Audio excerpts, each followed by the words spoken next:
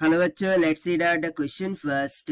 So basically इस question में हमें दो स्टेटमेंट गिवन है, असर्शन एंड रीजन, और हम बताना है whether the statement is true और फॉल्स। तो चलिए सेशन से स्टार्ट करते हैं। सो असर्शन बोल रहा है कि slope of momentum time graph gives the acceleration, और उसका रीजन बता रहा है कि acceleration is given by the rate of change of momentum. तो चलिए देख लेते हैं हम सोल्यूशन से। But before of its let's talk about the key concept which we are going to use here for this question. So simply हम यहाँ पर कॉन्सेप्ट लगा देंगे मोमेंटम वर्सेस टाइम ग्राफ का। ठीक है, यदि मैं यहाँ पर बात करूँ मोमेंटम वर्सेस टाइम के ग्राफ का, सो उससे हमें क्या मिलता है, मोमेंटम वर्सेस टाइम ग्राफ।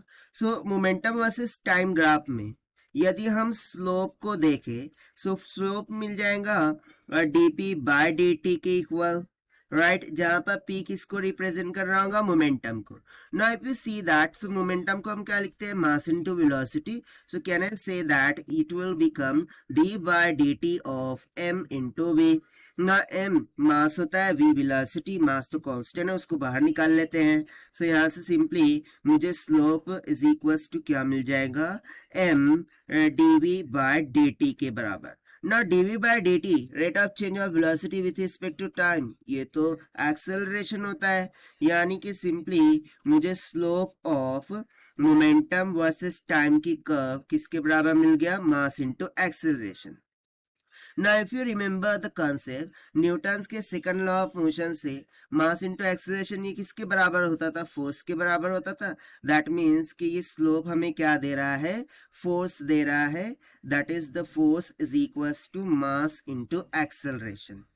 ठीक है, सो यदि मैं यहाँ पर बोलूँ कि मोमेंटम और टाइम के ग्राफ से हमें क्या मिलता है, सो हमें मिल जाता है फोर्स। सो इसके अकॉर्डिंग तो असर्शन तो रॉन्ग हो गया, क्योंकि ये क्या बोल रहा है कि एक्सेलरेशन दे रहा है, जबकि हमें तो मिल रहा है फोर्स। ठीक है, और इस तरीके से मैं यदि रीजन की बात करूं, so acceleration is given by the rate of change of momentum.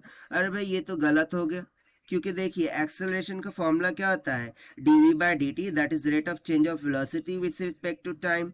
ठीक है, सो देखिए इन दो आंसर्स के अकॉर्डिंग जो हमारी असर्शन की स्टेटमेंट है वो भी फॉल्स हो गई, और रीजन की स्टेटमेंट भी है वो भी क्या हो गई, फॉल्स हो गई। So according to this, if we try to match with the option, so both assertion and reason are false, that means option E will become correct, जो कि हमने फाइंड किया है by using the concept of momentum and time graph से।